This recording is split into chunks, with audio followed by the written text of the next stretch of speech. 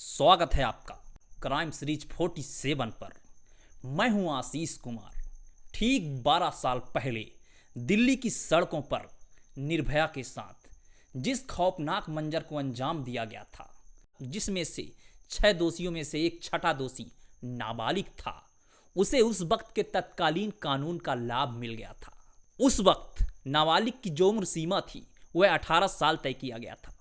हालांकि इस खौफनाक मंजर को अंजाम देने के कुछ ही महीनों बाद वह बालिग हो गया था, लेकिन उस वक्त का जो कानून था उसका उसे लाभ मिल गया था। उसी कांड के बाद उम्र सीमा को घटाकर 16 साल कर दिया गया। बाकी के बालिग दोषियों को तिहाड़ जेल में फांसी दे दी गई। लेकिन सबकी निगाहें इस ओर जा रही हैं कि आखिर अब वह छठा दोषी जिसने सबसे ज्यादा निर्भया के साथ क्रूरता की थी वह आजकल कहाँ है, क्योंकि अब वह 30 साल का हो गया है। उस वक्त वह 18 साल का नहीं था। 2-3 महीने बाद वह 18 साल का हो गया था। 12 सालों के बाद वह 30 सालों से कुछ ज़्यादा का ही हो गया है। कुछ इस तरह की जानकारी मिली है। अब सबकी निगाहें इस ओर लगी हुई हैं कि आखिर वह दरिंदा कौन था, कौन है।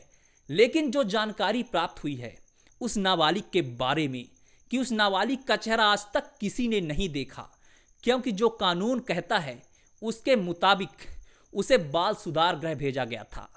4 साल वह बाल सुधार गृह में रहा। वहां उसने खाना बनाना सीखा और उसके बाद वहां से उसे 2016 में रिहा कर दिया गया। क्योंकि नाबालिग था इसलिए देश की जनता ने हृदय में पत्थर रखकर कोर्ट के फैसले को बर्दाश्त कर लिया था। लेकिन फिर भी भारत की जनता जानना चाहती है कि वह छठा दोषी आखिर अब कहाँ है। दरअसल बाल सुधार गृह से जब उसे मुक्त किया गया तो उसे एक एनजीओ के माध्यम से दक्षिण भारत के राज्य में भेज दिया गया, उसकी पहचान छुपाने के लिए कि वह नई जिंदगी की शुरुआत कर सके। और अब वह दक्षिण भारत के किसी राज्य में कुक का काम करता है, खाना पकाता है। वहां उसका नाम बदल दिया गया है, उसकी पहचान बदल दी गई है, क्योंकि कानून कहता है कि कोई बाल अपराधी किसी भी घटना में संलिप्त रहता है तो उसको नई जिंदगी शुरुआत करने का मौका दिया जाना चाहिए। इसी के मुताबिक पूरा परिवेश, पूरा स्थान उसका बदल दिया गया। दिल्ली से काफ़ी दूर उसको अपोजिट क्षेत्र में भेज दिया गया। और दक्षिण भारत के किस राज्य में है यह कहना काफ़ी मुश्किल है। एनजीओ की तरफ से जो जानकारी मिली है उसमें पहचान बताना मुनासिब नहीं है। किसी ने उसका चेहरा भी नहीं देखा है। जहाँ पर रहता है, जहाँ पर काम करता है, वहाँ भी उसे कोई व्यक्ति नहीं पहचानता है कि यह शख्स वही है जिसने डेल्ही केस में सबसे ज़्यादा क्रूरता की थी। किसी को कुछ पता नहीं है और वह अपनी ज़िंदगी वहाँ पर जी रहा है।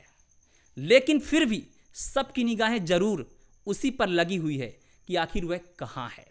जो जानकारी मिली है उसके मुताबिक दरअसल ये विडंबना भी है।